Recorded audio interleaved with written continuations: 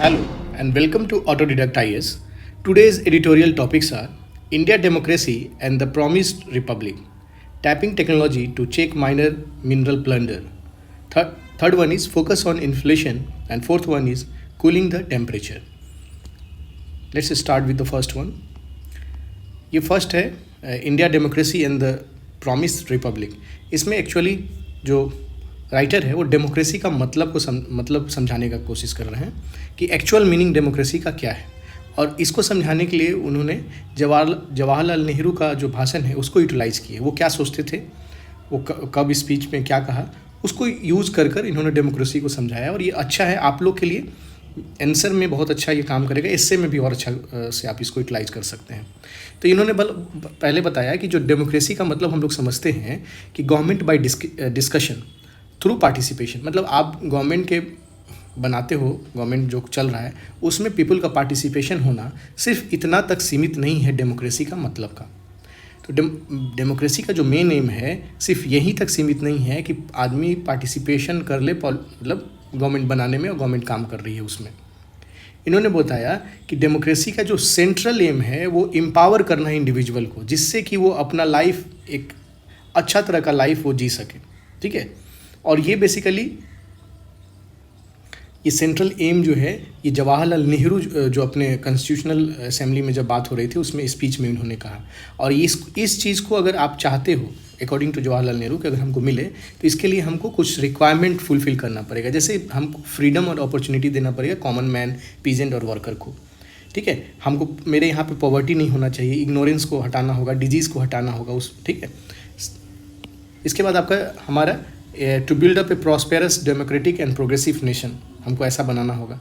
To create social economic and political institution that will ensure justice and fulfilness of life to every man and women.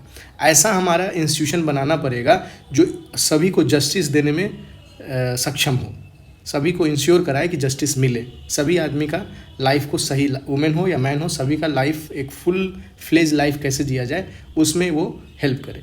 ठीक है. तो ये चार चीज़ बताते हैं कि ज़रूरी है अगर आप चाहते हो सही मायने में एम्पावर करना इंडिविजुअल को तो. ठीक है. इसी में ये बताए हैं कि जो एक ये जवाहरलाल नेहरू कि अगर आपको ये मेन एम चाहिए इस डेमोक्रेसी का, ये नेसेसरी है कि आप ऐसा इंस्टीट्यूशन बनाओ, सोशियो इकोनॉमिक और पॉलिटिकल इंस्टीट्यूशन बनाइए जो इनेबल करे.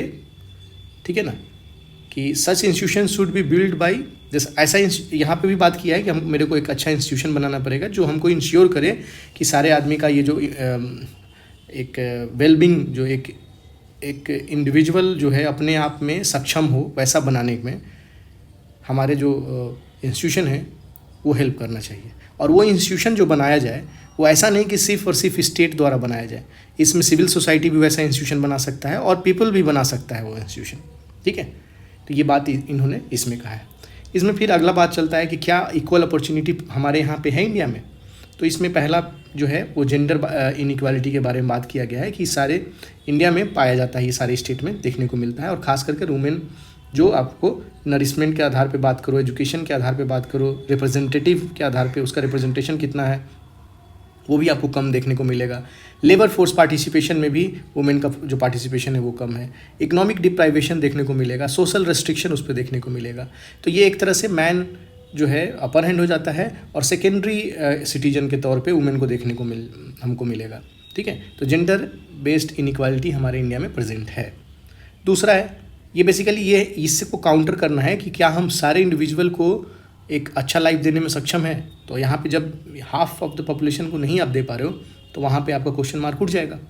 बेसिकली ये पूरा जो लिखा गया है वो देखने को, ये जो आर्टिकल है वो देखने को ये देखना चाह रहा है कि 25 साल होने के बाद हम लोग कहाँ स्टैंड कर रहे हैं. ठीक है ना, उस पर लिखा हुआ है. तो इसी तरह से आप इसको लिंक करिएगा. दूसरा रीजनल डिफरेंस भी देखने को मिलता है. रीजनल डिफरेंस एक इसमें फैक्ट बताया है कि चाइना नो डाउट बहुत सारे जो डेवलपमेंट इंडिकेटर पे चाइना जो है इंडिया से अच्छा है. ठीक है. इंडिया, लेकिन बहुत सारा जो स्टेट है इंडिया का वो चाइना से भी अच्छा है. ठीक है. तो ये जैसे एग्जांपल इसमें दिया है कि साउथ वेस्ट को अगर आप देख लो रेस्ट ऑफ इंडिया से ज़्यादा अच्छा कर रहा है डेवलपिंग इंडिकेटर अगर आप इसका देखोगे. इसके अलावा एक चीज़ और बताया है कि जो डिफरेंस है डिफरेंस भी जो सबसे अच्छा और सबसे ख़राब में वो भी बहुत ज़्यादा है। यहाँ पे एक है नीति आयोग का जो एक डेटा है, उसके हिसाब से मल्टी डायमेंशनल पॉवर्टी जो है बिहार में 50% है, वहीं पे केरला में 1%। तो ये डिफरेंस देखिए कितना ज़्यादा का डिफरेंस है। तो वही डिफरेंस भी रीजनल डिफरेंस में ये डिफरेंस भी यहाँ पे मौजूद है। तो क्या ये नॉर्थ और साउथ का जो डिफरेंस है आखिर क्यों है? क्वेश्चन यहाँ पे वही उठता है कि सारे जगह पे यूनिफॉर्म लॉ होने के बावजूद भी ये सोशल और इकोनॉमिक डेवलपमेंट अनइवन क्यों रहा है? ठीक है, तो इसमें जो आंसर दिया है कि इसमें बेसिकली जो मेजर रोल है वो सोशल ट्रांसफॉर्मेशन का है। जिस स्टेट में सोशल ट्रांसफॉर्मेशन अच्छा से हुआ है उस स्टेट में ये अच्छा डेवलपमेंट देखने को मिला है। सोशल ट्रांसफॉर्मेशन क्या करता है? तो जो ट्रेडिशनल हायरार्की है उसको कमज़ोर करता है, और उसके अलावा ट्रेडिशनल हायरार्की को कमज़ोर करेगा, और गवर्नेंस में उस जो सोशल हायरार्की में जो नीचे थे उसको भी गवर्नेंस में सेम मिल गया, वो पार्टिसिपेशन करने लगे। सोशल जो सोसाइटी में जो सबसे नीचे तबके के लोग थे वो अब गवर्नेंस में उनका भी भागीदारी हो गया। ठीक है, वो पब्लिक पॉलिसी में जो है उनको भी एडॉप्टेशन मिला गया। ठीक है, उनको भी कंसीडर करके पब्लिक पॉलिसी बनाया गया, और इस तरह से उनका भी वेलबींग अचीव करने में हम लोग जो वो स्टेट सक्षम हो गया जो सोशल ट्रांसफॉर्मेशन जहाँ पे किया है। ठीक है, तो सोशल ट्रांसफॉर्मेशन मेन मुद्दा है इस पर, तो ये ध्यान रखिएगा। लेकिन यहाँ पे एक ये भी बात बताया कि ठीक है सोशल ट्रांसफॉर्मेशन हुआ है, फिर भी जो स्टेट जो साउथ और वेस्ट वाला जो स्टेट अच्छा काम किया है उसके बावजूद भी वहाँ पे पैट्रियार्कल और कास्ट सिस्टम वहाँ आज भी मौजूद है। ठीक है, इसके बाद इसमें यही डेमोक्रेसी के बारे में कि डेमोक्रेसी को कैसे सबवर्सन के देखने को मिला है, या डेमोक्रेसी का खराब स्थिति किस किस टाइम पे मिला है। तो एक एग्जांपल दिया है इमरजेंसी के टाइम में। ठीक है, तो इमरजेंसी का सिचुएशन आपको पता है जिसमें कि आपको फ्रीडम जो कर्टेल किया गया था, तो एक तो वो हो गया, और दूसरा एग्जाम्पल जो है राइटर अभी का टाइम ले रहा है।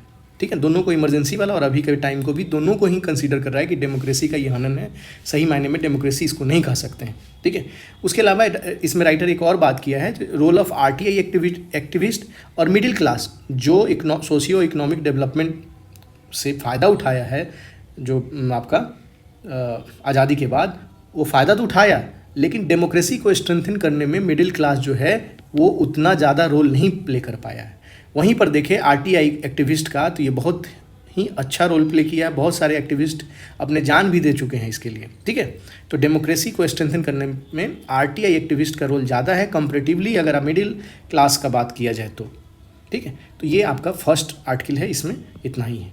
ठीक है, तो इसमें आपको मेजर ध्यान रखना है कि डेमोक्रेसी का क्या मतलब है। ठीक है, डेमोक्रेसी का क्या मतलब है, उसके लिए हमको इंस्टीट्यूशन चाहिए, इंस्टीट्यूशन कौन बना सकता है, उसके बाद इस जो डिफरेंस है मतलब इस एम को अचीव करने के लिए क्या चाहिए, यहाँ पे 4 पॉइंट ये है, और ये आपको पता ही है, और भी टॉपिक में पढ़े होंगे वुमेन वाले टॉपिक में, जेंडर बायस इनइक्वालिटी, वो तो पॉइंट इजी है। रीजनल डिफरेंस वाला याद रखिएगा, और इसमें जो है सबसे इंपॉर्टेंट है सोशल ट्रांसफॉर्मेशन कैसे इंपॉर्टेंट रोल प्ले करता है किसी भी स्टेट का या रीजन का डेवलपमेंट में। ठीक है, तो ये इंपॉर्टेंट है यहाँ पे। ठीक, इसके बाद आपका रोल ऑफ आरटीआई और मिडिल क्लास, तो ये आपका फर्स्ट जो टॉपिक है वो हो गया। सेकंड टॉपिक में आते हैं, tapping technology to check minor mineral plunder. ये बेसिकली आपका जो अभी न्यूज़ में बहुत सारे, अभी हाल फिलहाल में शायद हरियाणा में एक एसपी का डेथ हुआ है, यही माइनिंग वाला, सैंड माइनिंग वाला, जो सैंड माफिया लोग, ऐसा और पहली बार नहीं 3-4 ऐसा डेथ हो चुका है। ठीक है, जो पुलिस पर्सनल का डेथ हुआ है, इसमें इसके बारे में तो नहीं, लेकिन इसके बारे में कैसे मिसयूज़ हो रहा है माइनर मिनरल का, कैसे लूट हो रहा है, इसके बारे में ये बात किया गया। इसमें बेसिकली ये बात किया गया है कि जो एक तो आपको पता ही होगा कि ये जो माइनर मिनरल है वो स्टेट के जुडिक्शन में आता है, स्टेट लिस्ट में आता है, वो अपना रूल लॉ रेगुलेशन उसी के स्टेट स्टेट के अधिकार में क्षेत्र में आता है। ठीक है, इसमें ये बात किया गया कि जैसे इसको देखा गया कि जो 5 हेक्टेयर से ज़्यादा के होते थे उसके लिए तो लॉ था, लेकिन 5 से कम वाले के लिए लॉ नहीं था। ठीक है, 5 से कम हेक्टेयर में अगर आपका क्वेरिंग हो रहा है, माइनिंग हो रहा है, तो उसके लिए लॉ नहीं था। तो सुप्रीम कोर्ट जो है 2010 का एक आपका आया था, रिपोर्ट सबमिट हुआ था मिनिस्ट्री इन्वायरमेंट को, ये थी forest and climate change on environment aspect of quarrying of minor mineral 2010। इसी को देखते, रिपोर्ट को देखते हुए कंसाइन लिया, मंगाया, और स्टेट को डायरेक्शन दिया कि आप लोग सारा एक रूल फ्रेमवर्क बनाइए जो कि ये भी इंक्लूड रहे, जिस 5 हेक्टेयर से कम वाला जो माइनिंग एरिया है वो भी इसको में इंक्लूड कराइए। इसी को देखते हुए इन्वायरमेंटल इम्पैक्ट असेसमेंट जो है 2016 में कुछ अमेंडमेंट किया गया, और इस अमेंडमेंट में ये डाल दिया गया कि जो आपका less than 5 made environmental clearance mandatory. 5 hectare से ज़्यादा वाले के लिए तो था ही था मैंडेटरी, अब 5 से कम वाले के लिए भी अब मैंडेटरी कर दिया गया है। ठीक है, फिर उसमें एक और चीज़ पर प्रोविज़न दिया कि भाई एक तो आपका district environmental impact assessment authority बनाया और एक दूसरा है डिस्ट्रिक्ट एक्सपर्ट अप्रेजल कमेटी। ये 2 चीज़ का फॉर्मेशन आपका 2016 का जो अमेंडमेंट हुआ उसके बाद इसमें लाया गया। ठीक है, और इन्वायरमेंट में जो ये आपको पता ही है कि ये इलीगल माइनिंग हो रहा है, इलीगल माइनिंग से क्या क्या हानि हो सकता है तो आपको पता ही है। एक तो इन्वायरमेंट है जो मेजर है, ठीक है, एक इन्वायरमेंट होगा और आपका स्टेट का जो एक्सचेकर है, स्टेट एक्सचेकर है, उसको भी स्टेट का रेवेन्यू लॉस हो सकता है। ठीक है ना, इसको रेवेन्यू लॉस भी आप बोल सकते हो, स्टेट को मिलेगा। तो आप इन्वायरमेंट का जो लॉस है उसको अगर आप देखोगे तो वेरियस ऑर्गेनाइजेशन है इस पे रिपोर्ट दिया है, इस पे बताया है। तो जैसे एक है यूनाइटेड नेशन इन्वायरमेंटल प्रोग्राम, ठीक है ना, आप ये देख रहे होगे जो यहाँ पे जो है इस पे देख सकते हो यूनाइटेड नेशन इन्वायरमेंटल प्रोग्राम जो है 19 में, इसमें बताया कि इंडिया और चाइना दो ऐसा टॉप का कंट्री है जहाँ पे इलीगल माइनिंग होता है। ठीक है, और इसके कारण आपका इन्वायरमेंटल डिग्रेडेशन वहाँ देखने को मिल रहा है। उसके बाद वहाँ पे अब कम्प्रिहेंसिव असेसमेंट नहीं हो पाता है स्केल सैंड माइनिंग का, वहाँ एब्सेंट है कि कुछ ऐसा असेसमेंट और इवोल्यूशन का तरीका हो कि सैंड माइनिंग का किया जाए, तो ऐसा वहाँ पे प्रेजेंट नहीं है।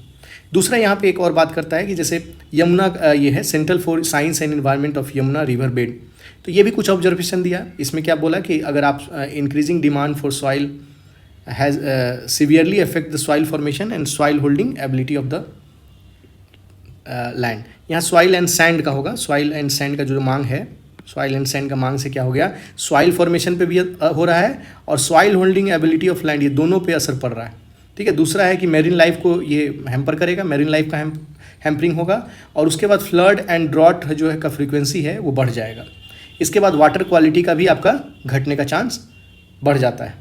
तो ये आपका central for science and environment of Yamuna river bed ये इस चीज़ को नोटिस किया। इसके अलावा ऐसा ही चीज़ तुम आपका गोदावरी में होगा, नर्मदा में होगा, महानदी बेसिन का जो बेड है, रिवर बेड है, ये सब में भी ये चीज़ देखने को इन्वायरमेंटल डिग्रेडेशन देखने को मिलता है। ठीक है, इसके बाद आपको बताएंगे स्टेट एक्सचेकर पे लॉस होता ही है इसमें। जैसे एक एग्जांपल इसमें दिया है कि 700 करोड़ के आसपास में बिहार को लॉस हुआ है। 70% माइनिंग एक्टिविटीज़ जो है यूपी में लॉस हो रहा है क्योंकि 30% लीगल माइनिंग हो रहा है वहाँ पे।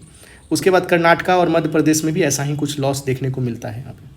ठीक है, तो एक तरह से ये इलीगल माइनिंग से आपको जो लॉस हो रहा है इन्वायरमेंटल भी और एक्सचेकर का, वो इसमें बात किया गया है। ठीक है, इसके बाद में बोला है कि भाई गवर्नमेंट जो बता दी है, सुप्रीम कोर्ट बता दी है कि आप इसको फॉलो करो, फिर भी क्यों नहीं फॉलो कर पा रहा है। State wide view of reason behind non compliance to judicial orders suggest malfunction governance due to. Malfunction of government का कारण क्या क्या है, तो इंस्टीट्यूशन वीक है, scarcity of state resource to ensure enforcement, उसके पास उतना रिसोर्स नहीं है कि उस चीज़ को इन्फोर्स करवा सके, poor drafted regulatory provision, inadequate monitoring and evaluation mechanism ही नहीं है कि जिससे मॉनिटर किया जा सके। ठीक है ना, एक्सेसिव लिटिगेशन ज़्यादा है, तो स्टेट जो कैपेसिटी है उससे ज़्यादा आपका लिटिगेशन आपके पास डैम पड़ा हुआ है, पहले से पड़ा हुआ है। ठीक है, तो ये कारण है कि स्टेट जो है वो जुडिशियल ऑर्डर को नहीं मान पा रहा है। ठीक है, उसके बाद आपका ये आप अपने वे फॉरवर्ड वगैरह में डाल सकते हो या रीजन डाल सकते हो जब माइनिंग का आएगा। माइनिंग का क्वेश्चन आ सकता है क्योंकि इधर न्यूज़ में भी है और अभी हाल फिलहाल में डेथ हुआ है, तो हो सकता है मेंस में ये क्वेश्चन बन सकता है। फिर उसके बाद और क्या किया जा सकता है कि हम लोग अगर स्टेट चाहे कि माइनर मिनरल को हम प्रोटेक्ट करें तो क्या उसके लिए चाहिए, तो एक तो आपको इन्वेस्टमेंट चाहिए इन प्रोडक्शन के लिए, फिर कितना कंजम्पशन हो रहा है उसका आपको मेजर करके रखना चाहिए और मॉनिटरिंग और प्लानिंग टूल्स भी चाहिए। ठीक है, और ये सब चीज़ के लिए बोला कि अगर आपको ऐसा अचीव करना है, प्रोटेक्शन देना है अपने मिनरल जो है माइनर मिनरल को प्रोटेक्ट करना है, तो उसके लिए आप टेक्नोलॉजी का सहारा ले सकते हो। जैसे टेक्नोलॉजी सैटेलाइट इमेजिंग से आप पता कर सकते हो कि पहले कितना दिन कितना एरिया में माइन था या कितना एरिया में पहाड़ था और आज कितना छोटा बन के रह गया है। तो इससे आप अंदाज़ा लगा सकते हो कितना डिग्रेड हो रहा है आपका जो आपका मिनरल रिसोर्स है। ठीक है, एक और भी इसमें बात था कि जो अभी सैंड जो है सेकेंड लार्जेस्ट हो चुका है यूज़ में, वाटर के बाद जो है अब सैंड ही है जो सबसे ज़्यादा यूज हो रहा है। वाटर सबसे ज़्यादा रिसोर्स के तौर पे देखो तो यूज़ कर रहा है इंडिया, और अभी सैंड सबसे ज़्यादा यूज हो रहा है इसके बाद देखा जाए तो चलिए इसके पार्ट आइए। तो आप टेक्नोलॉजी यूज़ कर आप चाहोगे तो प्रोटेक्शन वाला जो बात कर रहे हो कर सकते हो, प्रोटेक्शन अगर देना चाहो तो आप देने में सक्षम हो सकते हो, ठीक है। यही बात ये कर रही है इसमें। तो कौन कौन सा टेक्नोलॉजी, तो सेटेलाइट इमेज से कर सकते हो, ड्रोन से कर सकते हो कि भाई ये जो गाड़ी जा रही है कितना जा रही है कि, ठीक है ना, जैसे निकला। इलीगल माइनिंग तो नहीं हो रही है, ड्रोन को यूज़ करके कर सकते हो। Blockchain technology, global GPS use करके, radar and radar frequency locator use करके, ये सारा जो ये टेक्नोलॉजी है वो आपको हेल्प करेगा मिनरल को, माइनर मिनरल को प्रोटेक्ट करने में, ठीक है। तो ये आपका सेकेंड वाला पार्ट है, इसको ध्यान रखिएगा, ठीक है। थर्ड में आते हैं। थर्ड जो है आपका ज़्यादा कुछ है नहीं इसमें।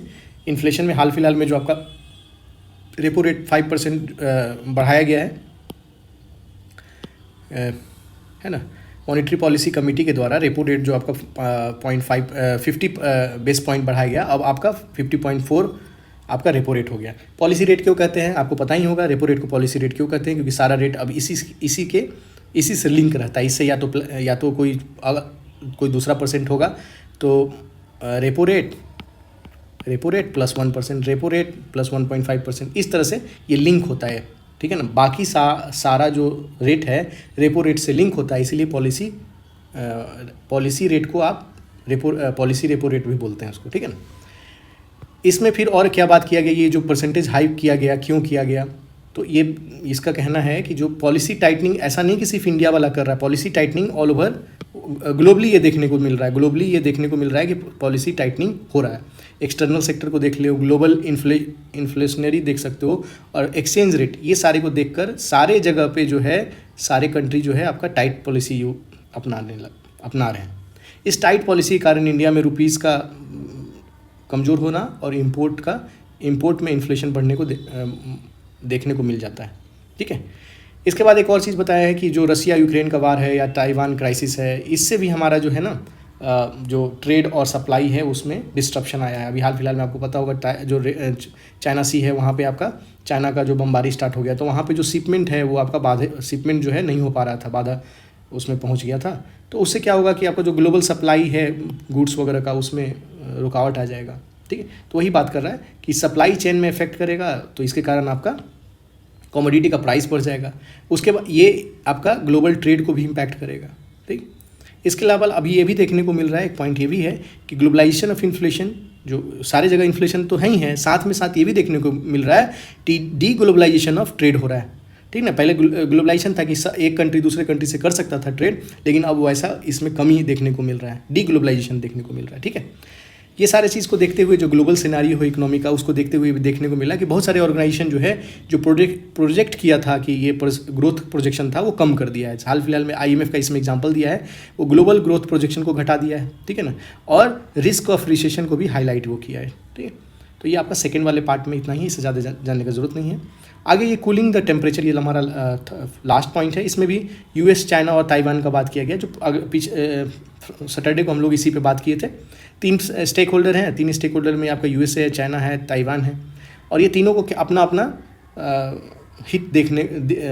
हित समाहित है। इसमें कौन क्या चाह रहा है उसको हम लोग देखे थे पिछले बार, नहीं देखे हैं तो जो पिछला वीडियो सैटरडे का 20 मिनट का वीडियो, 17-18 मिनट का वीडियो है, आप उसको एक बार देख लीजिए और इसको समझने में आसानी हो जाएगा, ठीक है। इसमें कुछ है नहीं, अगर आप वो सुन लीजिएगा तो इसमें कुछ ज़्यादा है नहीं, बस यही बात हुआ है कि 7 तारीख को अभी है ना थोड़ा युद्ध में थोड़ा विराम लग गया है, बस यही बात आपको ध्यान रखना है। इसके में ये भी देखने को मिला है कि चाइना जो है अपना जो 12 नॉटिकल माइल का जो सेपरेशन होता है, जैसे ये चाइना है और ये ताइवान है, तो इसके 12 नॉटिकल माइल तक ये इसके जुरिडिक्शन में होता है।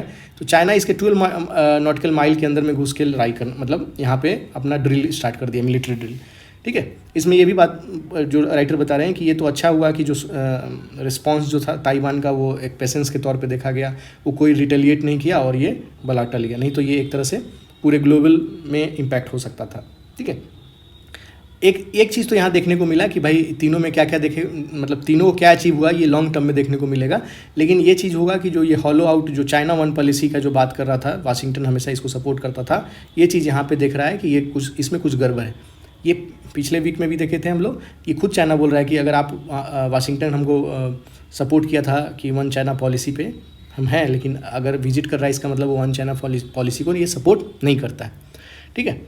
एक तो ये बात है। दूसरा इसमें ये बात कर रहा है कि नो डाउट जो शॉर्ट टर्म गेन तो हुआ है, ये यूएस गया है वहाँ पे तो थोड़ा सा चाइना का को प्रॉब्लम दिया है, लेकिन लॉन्ग टर्म में इसमें कोई डाउट नहीं है कि ताइवान का जो कंडीशन है वो ख़राब स्थिति में पहले से पहुँचा गया है।